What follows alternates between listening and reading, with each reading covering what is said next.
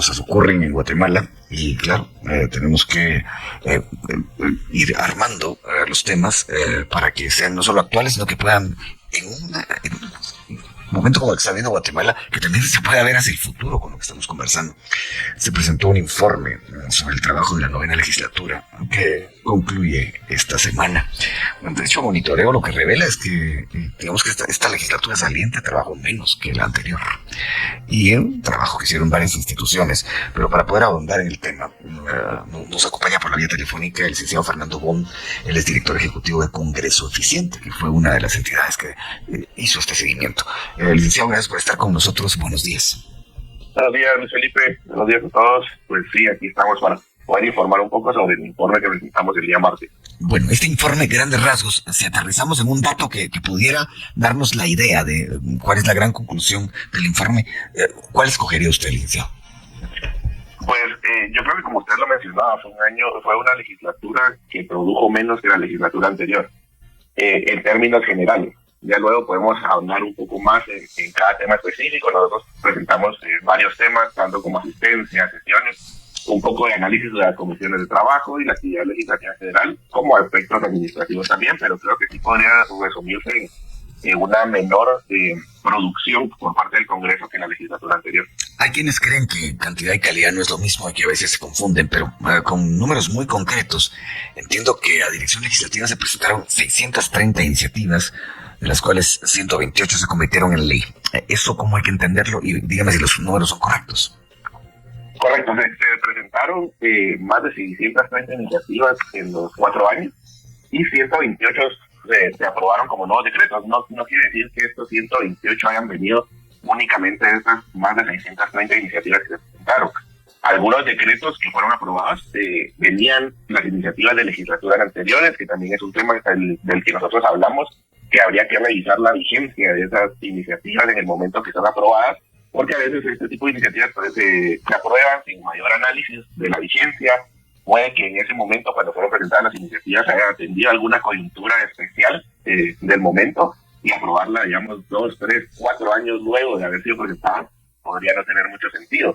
Pero lo que podemos ver es eso, o sea, ver también cómo fue el cambio de dinámica dentro del Congreso, porque vimos unos primeros 2 años de esta legislatura pues afectados por el COVID, muchos decretos. Eso iba a preguntarle, ¿la pandemia también de alguna manera tendrá algún efecto? Me imagino. Sí, lo vimos claro, cómo fueron las dinámicas distintas en el Pleno y en las comisiones. O sea, en los primeros 2 años se atiende la pandemia, se aprueban el primer año 34 decretos y el segundo año 20 decretos. Del primer año se vetan 3 de los decretos aprobados, se archivan 2, hablan de veta 1, pero lo que vimos sí fue mucha urgencia nacional también durante estos primeros 2 años, porque pues para atender la coyuntura, aunque inclusive nosotros en los informes que presentamos anualmente, sí cuestionábamos el hecho de usar la urgencia nacional en algunos decretos, porque no nos parecía correcto usarla porque necesitaba un poco más de estudio. Entonces sí vimos ese cambio de dinámica, porque a partir de 2022 empieza una dinámica completamente distinta y empieza a pasar tal vez ya la agenda que tenía esta legislatura, una agenda que fue interna, que nunca fue muy transparente, nunca fue pública, sino que en 2022 vimos pasar los decretos a velocidad de la luz comparado con los años anteriores. Se pasaron 56 decretos en el año 2022, además de una práctica bien preocupante que fue los dictámenes express por parte de comisiones de trabajo. Dictámenes express, o sea, dictámenes que al parecer no tuvieron mayor cuidado en elaborar y en revisar, digamos, los antecedentes que necesitaban para llegar a esas conclusiones. ¿A eso se refiere, licenciado? Correcto, a eso me refiero. Nosotros hicimos el ejercicio y vimos que había dictámenes que se hacían en menos de 5 días, cuando en años anteriores habíamos observado que inclusive las comisiones no cumplían el plazo legal de 45 días hábiles para dictaminar. Entonces es un contraste bastante fuerte el ver que las comisiones no cumplen el plazo para dictaminar de 45 días hábiles en algunas ocasiones, pero luego en 2022 comienzan a dictaminar en menos de 5 días algunas iniciativas que pues a nuestro entender necesitaban mucho más trabajo dentro de las comisiones y un análisis más profundo para poderlo pasar al pleno y así aprobarlo.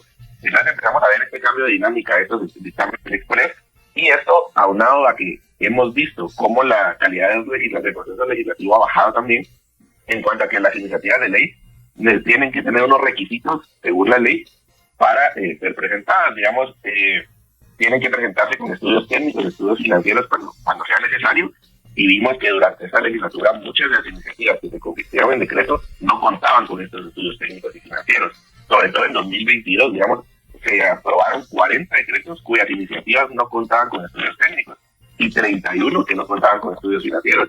Entonces, al ver con los dictámenes express, decimos, bueno, si no tienen estudios técnicos, no tienen estudios financieros y la comisión está dictaminándolos en menos de 5 días, ¿cómo es posible realmente evaluar si la iniciativa pues si es para beneficio del país o solo está pasando porque el dictamen pues ya está elaborado y ahí lo pasa a comisión y que se apruebe en el pleno porque tengo los votos? O sea, yo de afuera ya redactado y listo solo para que ustedes le den trámite. Algo así estoy entendiendo.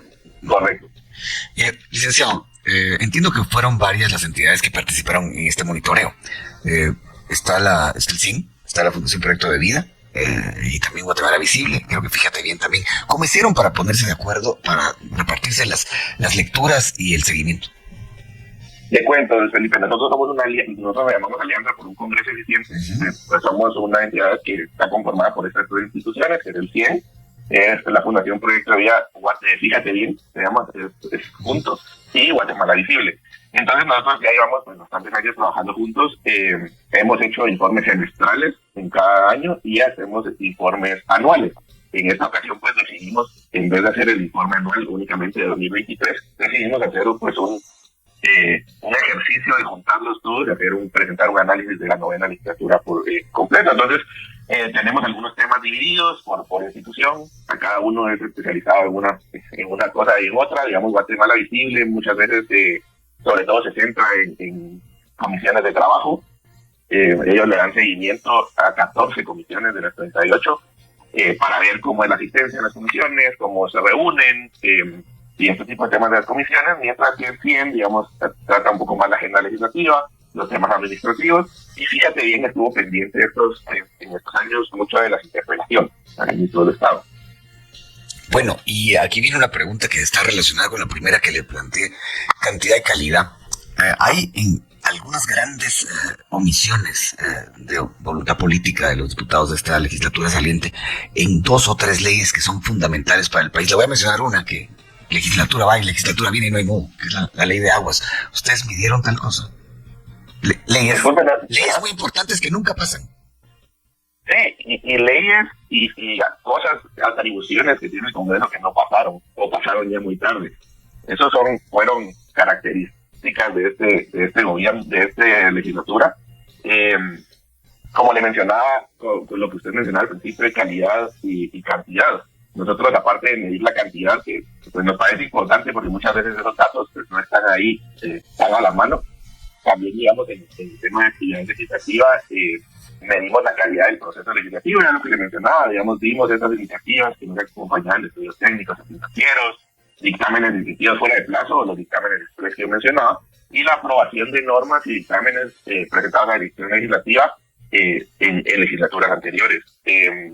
Entonces, digamos, sí tratamos de medir esa calidad. ¿Qué es lo que pasa? No nos da el tiempo para poder medir o para hacer un análisis de todas las iniciativas que son presentadas, pero que intentamos como centrar esfuerzos a veces en alguna que otra iniciativa para ver si es necesaria. Estuvimos trabajando mucho con la reforma a la ley electoral, algo que no pasó, de lo que usted menciona, de cosas importantes que no pasaron. Esta legislatura no quiso entrarle a la reforma electoral. Y también lo que yo mencionaba, que hay cosas que se debían de hacer y no se hicieron, o se hicieron ya muy tarde, que fue, digamos, la elección de magistrados e interpelaciones. La elección de magistrados en octubre del anterior año, se cumplieron 24 años de que no se elegían cortes, y se eligieron en 2 días, en noviembre, para terminar un periodo que quedaba un año, menos de un año para concluir. Y las interpelaciones, se pidieron 18 interpelaciones, y solo una terminó su proceso en pleno. Entonces realmente son cosas que no pasaron en esta legislatura y pues van a ser un reto para para la próxima legislatura. Ahora mismo, acerca de una legislatura menos eficiente que la anterior. Se ha profundizado en el tema en los minutos previos con el licenciado Fernando Bon, director ejecutivo de Congreso Eficiente, que reúne a varias entidades que le dan seguimiento permanente al Congreso. Licenciado Bon, gracias por seguir con nosotros. Cuéntenos un poco acerca de datos que siempre le interesan a la gente, la asistencia de diputados al Congreso, porque eso es un tema que siempre crea controversia, en algunos casos con razón, en otras no tanto. ¿Qué nos dice al respecto de ello? ¿Está medido esto en el estudio que ustedes han hecho? Sí, claro. Nosotros eso es una de las mediciones constantes que hacemos y sí nos damos cuenta que genera bastante controversia muchas veces cuando presentamos los informes. El primer dato que salta es la asistencia. Entonces, es algo que siempre hacemos. Lo que les mencionaba, en cuanto a la producción y en cuanto a lo que hicieron estos diputados de esta legislatura. El Congreso de esta legislatura sesionó más de 270 ocasiones. Algo mucho menor que lo que sesionaron en la novena legislatura. Pero en cuanto a la asistencia, vimos una caída de la asistencia al 75%, mientras que en la legislatura anterior había sido de arriba del 80% la asistencia promedio de los 4 años. ¿Qué quiere decir? Que durante esta legislatura se registró en promedio el 75% de asistencia de los diputados. Es decir, que estuvieron presentes en cada sesión 120 de 130 diputados en cada sesión de pleno. Mientras que en la legislatura anterior había estado presente alrededor de 130 diputados por sesión. Entonces sí vemos pues una caída en cuanto a la asistencia y sobre todo en el año 2023. Primero que en el año 2023 se sesiona únicamente 36 ocasiones. Esto nosotros se lo atribuimos mucho al año electoral. Creemos que es bastante importante, aparte de haber tenido un año electoral atípico que duró más de lo que normalmente dura. Y entonces se sesiona solamente en 36 ocasiones, pero de estas 36 ocasiones, la asistencia promedio de esas 36 ocasiones es del 68%, registrando pues el dato más bajo de los últimos desde 2016. Hemos visto esta caída, es normal que el último año de la legislatura sea el más bajo, pero digamos en 2019 el promedio había sido 72%, quiere decir que para el año pasado se redujo en 4 puntos porcentuales de esta asistencia. Entrando un poco más, hablando ya de la asistencia sin tantos números, vimos cómo, digamos, las sesiones de los jueves, los últimos 2 años de la legislatura, se programaban las interpelaciones al ministro de Estado. Y entonces a estas sesiones no asistían los diputados, asistían muy poco, y lo que hacía Junta Directiva era cancelar la sesión antes de iniciar. Entonces no se registra, digamos, esta asistencia, porque la sesión al final de cuentas no se lleva a cabo, pero sí vimos que había una inasistencia por parte de los diputados tratando de no llevar a cabo pues, las interpelaciones al ministro de Estado. Y fue algo bastante preocupante en los últimos 2 años y que tal vez no queda el registro de cuántos asistieron a esas sesiones que se cancelaron, pero pues sí es un dato bastante preocupante que ni siquiera pudieron llegar a un quórum para poder iniciar la sesión. Licenciado, ustedes de alguna manera han medido la cantidad de veces que el Congreso ha sido resguardado por las fuerzas de seguridad y han vedado el paso a vehículos 3 o 4 cuadras a la redonda. Eso creo que también en este Congreso se llevan los números por mucho de otras legislaturas. No sé si llevaron ese control, pero la percepción que ustedes tienen es esa. Sí, le cuento que ese dato no lo tenemos, no registramos en su momento ese dato, pero sí lo vimos y sobre todo en los últimos meses, ¿verdad? Por la coyuntura política, pues ellos se sintieron amenazados, según decían, y le pidieron a las fuerzas de seguridad, pues, acordonar todos los alrededores del Congreso para que no pudiera acercarse nadie cuando ellos iban a sesionar. Inclusive lo vimos en estas últimas sesiones extraordinarias que fueron convocadas, en la que inclusive algunos diputados mencionaban cómo es posible que nos citen para la sesión. La sesión no se lleva a cabo, pero las fuerzas de seguridad están allá afuera. Entonces, sí lo vimos, fue recurrente y sobre todo pues estos últimos meses de la legislatura. Licenciado, cuando hablamos de Congreso eficiente, ya pensemos un poco en el futuro. ¿Qué le recomienda usted a los diputados que van a entrar nuevos, digamos, al Congreso? El próximo 15 de enero van a estar ahí.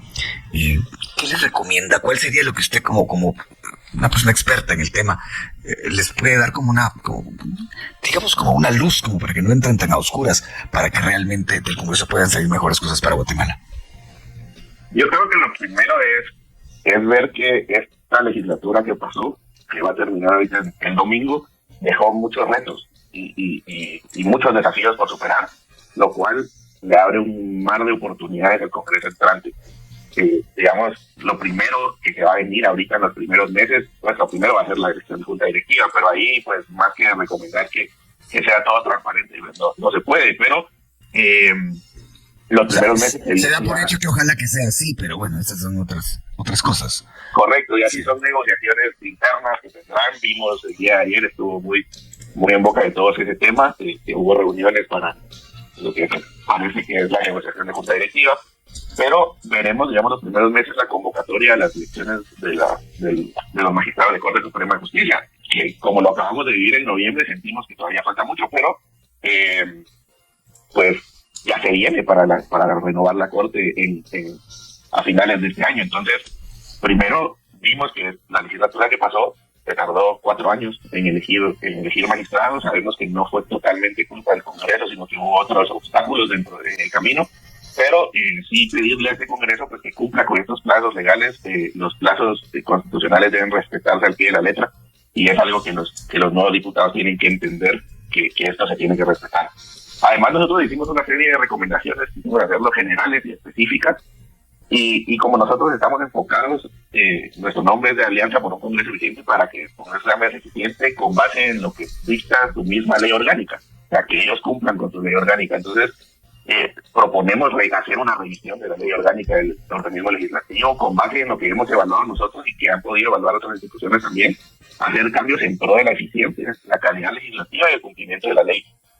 Además, algo que sí nos impactó mucho fue esta falta de transparencia en cuanto a la agenda que tenía tanto Junta Directiva como jefes de bloque. Entonces, exigirle a los jefes de bloque que presenten una agenda de trabajo con los puntos que cada bloque intentara impulsar en la legislatura. Así, la Junta Directiva pues puede tomar en cuenta estas agendas de cada uno de los bloques para poder hacer una agenda pública por parte del Congreso, y que realmente se vea hacia dónde van, y que no sea solo una aprobación de leyes de un lado para otro sin tener mucho sentido y sin buscar el desarrollo y el bien pues de la población en general. Y yo creo que esas serían grandes recomendaciones. Lo de los plazos legales a mí me parece crucial. Los diputados tienen que tener en cuenta eso y tienen que cumplirlo. ¿Ve con esperanza la llegada de una nueva legislatura, licenciado?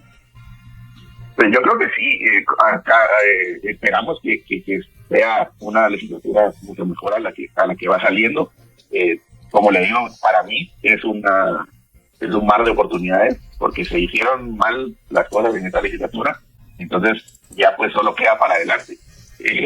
Y yo pienso que sí se puede mejorar, que puede haber una discusión, veremos una dinámica distinta dentro del Congreso, porque yo creo que ya no habrá ninguna aplanadora dentro del Congreso. Creo que será mucho de negociaciones, pero esperemos que las negociaciones, como sabemos que son necesarias, también deben ser transparentes. Entonces, que no se busquen estos objetivos ocultos, y que toda la agenda y estas negociaciones sean transparentes. Y bien, hasta aquí el video de hoy. Recuerden que ustedes tienen la última opinión, la cual pueden dejar en la cajita de comentarios. Dicho esto, nos vemos en el siguiente video. Adiós.